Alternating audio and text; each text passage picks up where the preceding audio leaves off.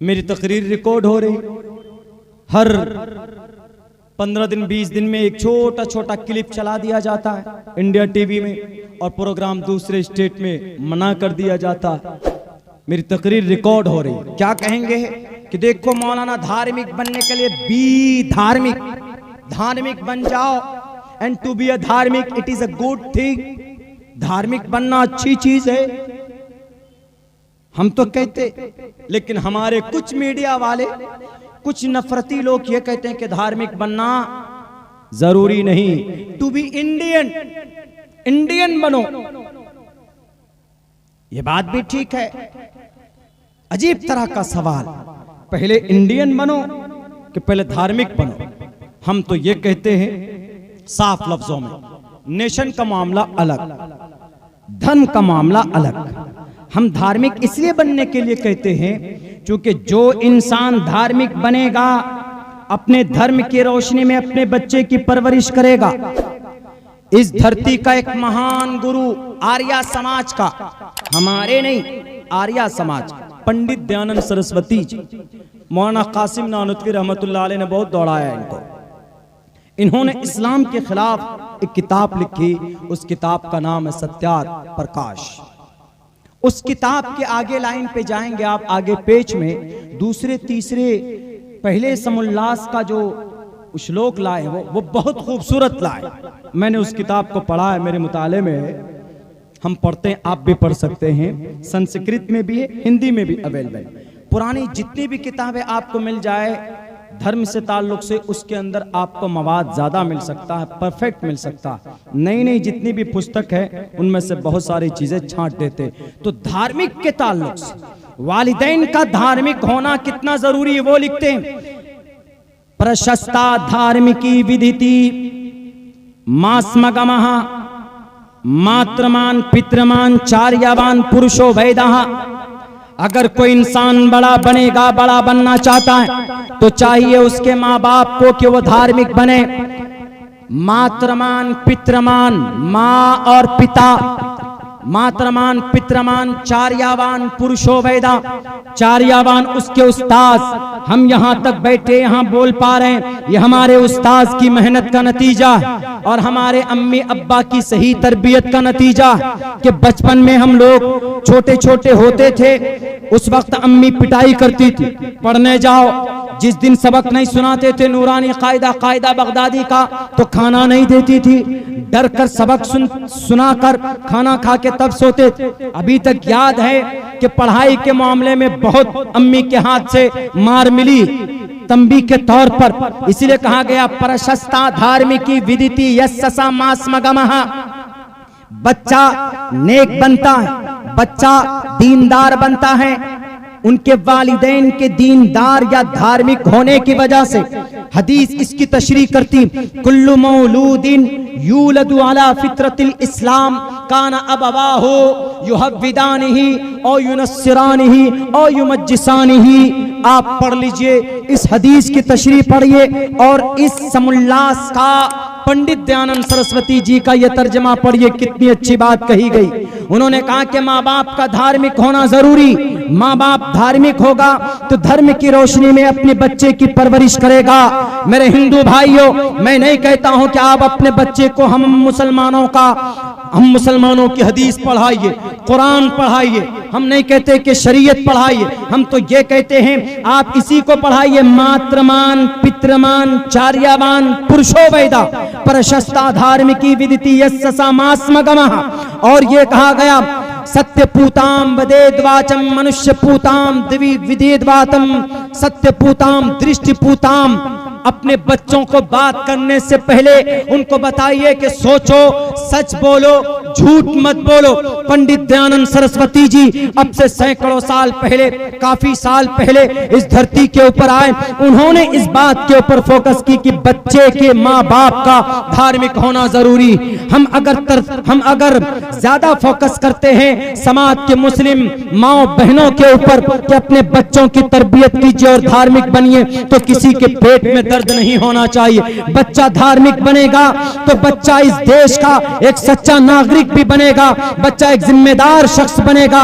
माँ बाप उसके धार्मिक होंगे तो बच्चे को पढ़ाएगा, माँ बाप धार्मिक होंगे तो बच्चा गुंडा नहीं बनेगा, माँ बाप धार्मिक होंगे, बच्चा शराब पिएगा तो माँ बाप उसके ऊपर तंबीह करेंगे, वो बच्चा कभी भी शराब पीकर समाज की किसी बेटी की इज्जत नहीं लूटेगा, समाज की किसी भी इंसान की हत्या नहीं करेगा। इसलिए कहा गया कि be religious person in India, अपने मुल्क में धार्मिक बनो, अपने मुल्क में धर्म के हिसाब से जिंदगी गुजारो। जहां धर्म की बात आती है तो धार्मिक बनकर जिंदगी गुजारो, लेकिन जब नेशन की बात आती है तो इस नेशन को, फिर अपने नेशन को बचाओ। जितना मोहतरम तुम्हारा अकीदा उतना ही मोहतरम तुम्हारा ये मुल्क होना चाहिए। दोनों का विधा उदाहरण देता मैं आपके सामने। 1799 की तारीख उठाइए, श्रीरंगापट्टनम मैसूर पहुंचे, वहां पर दो बच्चे छोटे छोटे, उनके अब्बा को कैद में डाल दिया जाता, उन दो छोटे बच्चों को भी कैद में डाल दिया जाता, और उनके अब्बा कहते हैं कि बेटे मैं तो जा रहा, मेरी जिंदगी अब समाप्त होने वाली, लेकिन एक बात याद रखना, तुम किसी के सामने झुकना मत, और तुम्हारे पास जो कुरान है इसको सीने से लगा कर रखना, पाबंदी से नमाज पढ़ना, और अपनी जिंदगी में कभी भी दिक्कत आए तो तुम नबी पाक अलैहिस्सलातु वस्सलाम की जिंदगी को टटोलना, तुमको तुम्हारी जिंदगी का समाधान, समस्या का समाधान मिल जाएगा। मेरे भाइयों, ज्यादा नहीं 5 से 10 मिनट की नसीहत बाप की। बाप कैद में हैं, चले गए, उनको सूली दे दी जाती है या कहीं और कोई और सजा दे दी जाती। ये दोनों बच्चे, इनमें से एक का इंतकाल हो जाता है, ये बच्चा खिड़की काट कर कैद खाने से निकलता है बाहर, लेकिन अपने अब्बा की 10 मिनट की तरबियत, 10 मिनट की वो तकरीर उसको इतना बड़ा दीनदार बनाया कि उनकी तहज्जुद की नमाज कभी फौत नहीं होती थी। वो श्रीरंगापट्टनम मैसूर का सबसे बड़ा बादशाह बना, राजा बना, और इतना बड़ा योद्धा बना, धार्मिक एतबार से अल्लाह का महबूब, अल्लाह का करीबी। अब क्या है, धार्मिक एतबार से, मजहबी एतबार से कुरान का आशिक, अल्लाह के नबी का दीवाना, टोपी सर पर, पगड़ी सर पर, और किसी भी गरीब मजलूम को भूखे नहीं देख सकता था।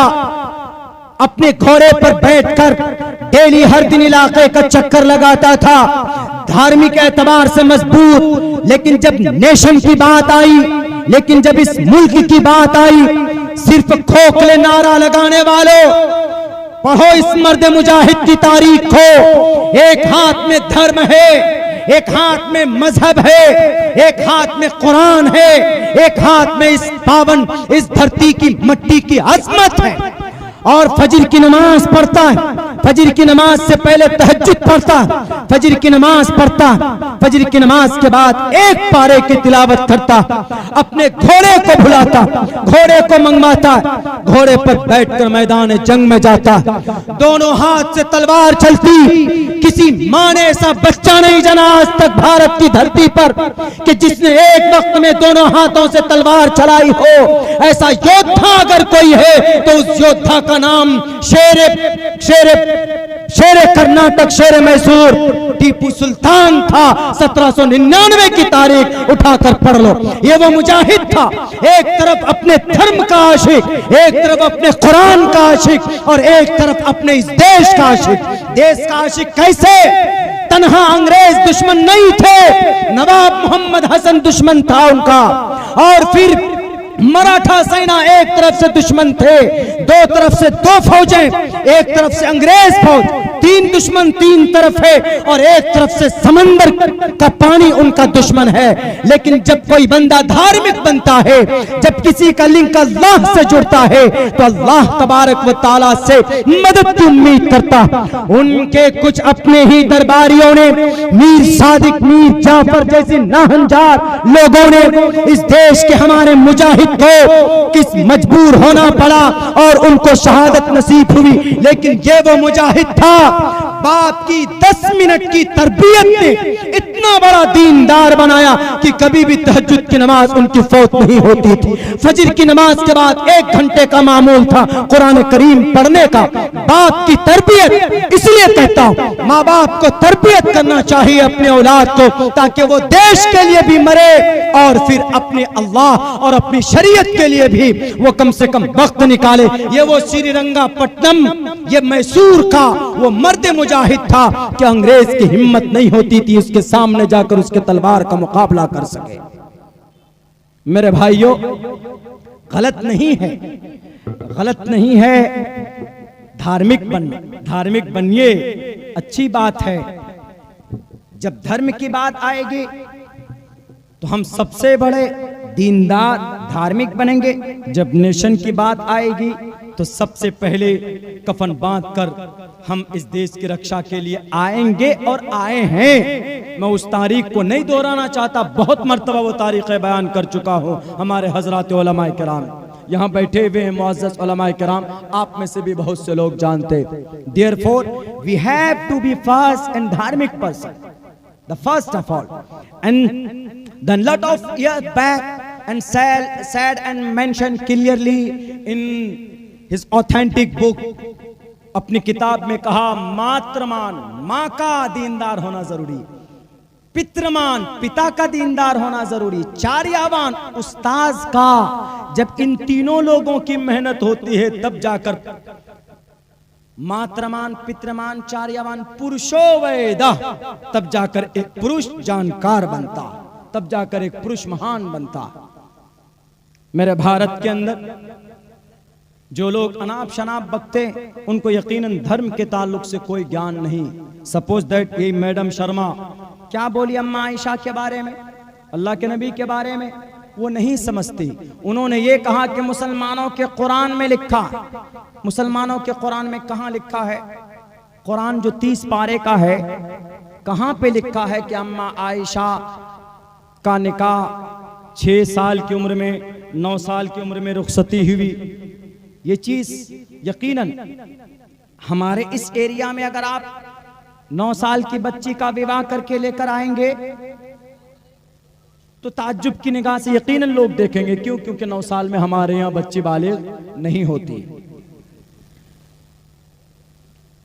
हमारे एरिया के हिसाब से सोच, और उन्होंने प्रॉफेट मोहम्मद के ऊपर सेव कर दिया।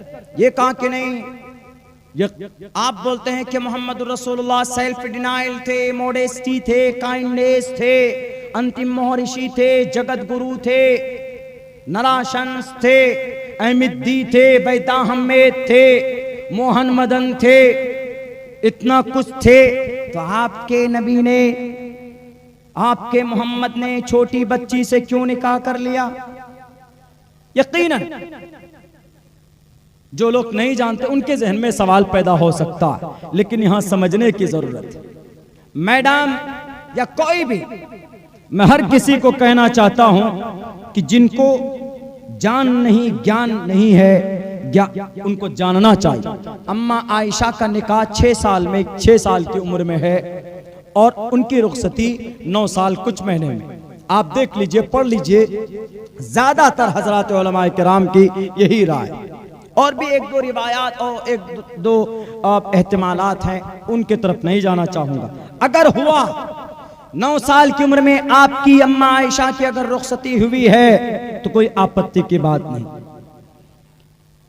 अमेरिका में बच्ची, लड़की 12 से 13 साल की उम्र में बालिग हो जाती। कहां?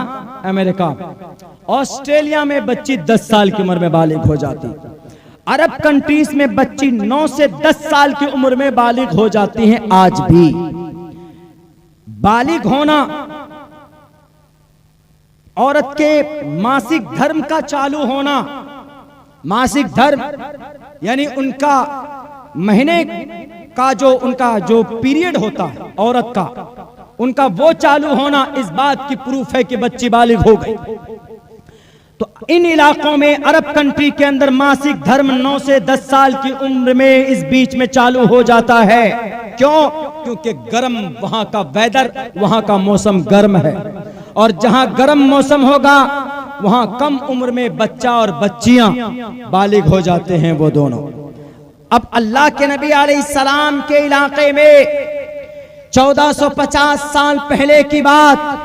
अभी हमारे भारत के कानून में बच्चे कितने साल की उम्र में बालिग होते? आप कहेंगे कि 18 साल। 18 साल में नहीं होते, पहले था, कानून बदल गया, अब 21 साल का कर दिए। अभी 10 साल के अंदर अंदर यहां जब उम्र बदल सकती है कि पहले 18 साल में बालिग हो जाता था, अब 21 साल में बालिग हो रहा है, यहां आपने बदल दिया। अब अगर कोई 18 साल की उम्र में निकाह करेगा जबरदस्ती किसी बच्ची से, उस बच्ची ने कंप्लेन कर दिया तो वो चाइल्ड एक्ट में आ जाएगा, वो नहीं मानी जाएगी उसकी शादी। क्यों 21 साल का कर दिया? हाँ, यानी हमारे भारत की कवानीन के नजर में बच्चियां और बच्चा जब बालिग होता है जब उसकी उम्र 21 साल हो जाए। लेकिन हमारे मुल्क में, हमारे इस एरिया में मेडिकली और साइंटिफिकली और फॉरेंसिक रिपोर्ट के हिसाब से आप देखिए, बच्चा और बच्चियां हमारे एरिया में 12 से 14 साल की उम्र में बालिग हो जाती हैं। और शरीयत का भी तकरीबन यही फरमान है। हमारे एरिया में शरीय एतबार से हमारे मुस्लिम धार्मिक शरीयत को देखेंगे तो बच्चियां 12 साल की उम्र में बालिग होती हैं और बच्चे लड़के 14 साल की उम्र में बालिग होते।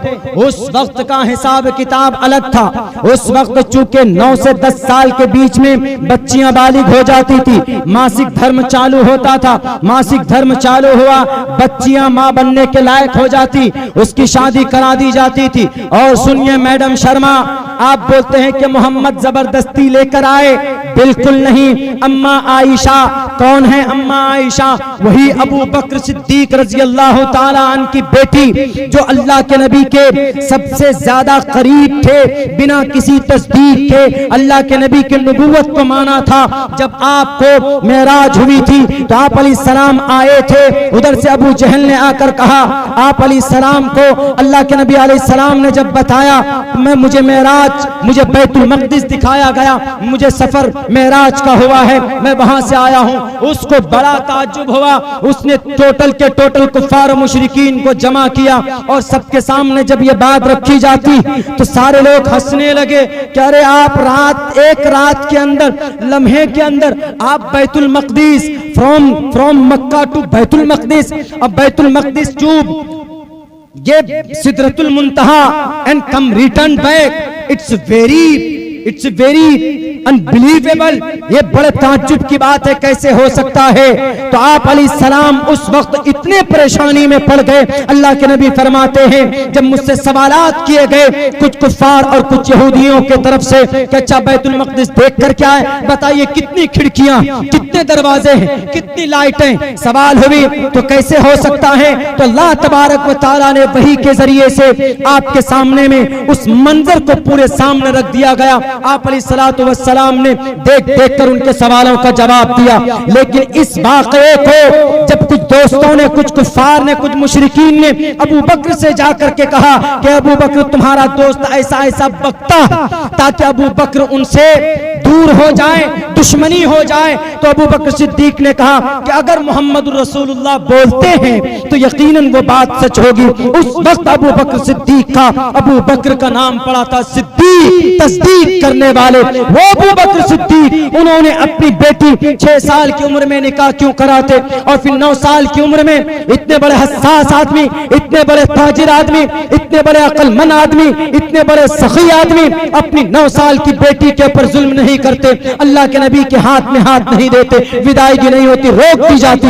लेकिन सुनिए मैडम शर्मा, सुनिए जिंदल साहब, अल्लाह के नबी अलैहिस्सलाम ने नहीं बल्कि अम्मा आयशा की माँ ने कहा था, ए अल्लाह के नबी, आयशा बड़ी हो चुकी है, आयशा जवान हो चुकी है, अब आप इनको लेकर जाएं, आपकी वाइफ और अहलिया। अगर आप अलैहिस्सलातु वस्सलाम जालिम होते तो सुनो, 6 साल की उम्र में निकाह हुआ तभी पकड़ कर ले आते कि आयशा तुम मेरी बीवी हो, from today I got married with you, मैं तुम्हारे साथ निकाह कर चुका हूं, मेरे साथ जिंदगी बितानी पड़ेगी। लेकिन नहीं, क्या जरूरत थी अपने मैके छोड़ने की? आपने पूरी आजादी दी, कोई जोर जबरदस्ती नहीं। जब जब आपकी उम्र 9 साल कुछ महीने होती है, जब खबर मिलती है, तब अम्मा आयशा सिद्दीक़ा रज़ी अल्लाह ताला अन्हा को लेकर जाते, अल्लाह के नबी अपने घर लेकर जाते। इसीलिए पहले ज्ञान हासिल करो। न ज्ञानम न शीलम न गुणे न धर्मा, ज्ञान नहीं है बकोगे अपने डुप्लीकेट नेताओं को खुश करने के लिए। नेता तो खुश हो जाएंगे, ईश्वर नाराज हो जाएगा। क्यों? गलत बयानी करने से। इसलिए गलत बयानी मत करो। न ज्ञानम न शीलम न गुणे न धर्मा, जिस बंदे में कोई ज्ञान ना हो, जिसमें कोई गुण ना हो, कोई सिफात ना हो, जिसमें कोई कृपाशील ना हो, जिसमें कोई ह्यूमैनिटी ना हो, मानवता ना हो, वो इस जमीन पर इंसान के रूप में जानवर है। मैं नहीं कह रहा, ये कौन कह रहा? मनुस्मृति कह रहा। क्या? ज्ञानम न शीलम न गुणे न धर्मा भुवि भार भूता मनुष्य रूपेण, जमीन पर बोझ है मनुष्य रूपेण, इंसान की शक्ल में। यकीनन ये लोग बोझ हैं जो किसी को भी गाली बक देते हैं, किसी को भी अनाप शनाप बोल देते। अम्मा आयशा तो वो थी कि जिनकी वजह से तयम्मुम की आयत नाजिल है। अम्मा आयशा तो वो थी और जिनकी पाकीज़गी को बयान करने के लिए अल्लाह तबारक व तआला ने 11 आयतें नाजिल फरमा दी कुरान करीम के अंदर। अम्मा आयशा वो थी। याद रखना अपनी मैडम जी अम्मा आयशा की जिंदगी को पैरों की धूल की बराबर नहीं है आप। हमें इस जुडिशरी पर, भारत के जस्टिस पर भी हमको बड़ा ताज्जुब होता है जब इस देश ने आजाद मुकम्मल इख्तियार दिया किसी भी इंसान को अपना धार्मिक गुरु मानने का, किसी भी सहाबी को, सहाबियात को, प्रॉफिट को, रसूल को सीने से लगाने का। क्या कहता है भारत का संविधान? पता होना चाहिए, बताता हूं। आर्टिकल नंबर 25 भारत के संविधान का दफा नंबर 25 कहता है freedom of conscience. Freedom of conscience, freedom का मतलब आजाद। कॉन्शियंस का क्या मतलब है? आप यहाँ बैठे हुए, आप मुराकबे में अल्लाह की तरफ ध्यान लगाए हुए आप बैठे हुए, मोहम्मद रसूलुल्लाह के बारे में सोच रहे हैं, जन्नत जहन्नम के बारे में सोच रहे हैं, आपको कोई नहीं रोक सकता ये सोचने से। इजहारे ज़मीर, इजहारे सोच की आजादी। या हमारे हिंदू भाई हैं, अभी वो कावड़ लेके जाते, बोल बम का जमाना है उनका, गंगा जल लेके जाते, उनका अकीदा। वो कहीं पर बैठकर, किसी कुटिया में बैठकर अगर वो ध्यान लगाते किनके तरफ, ओम शांति ओम शांति।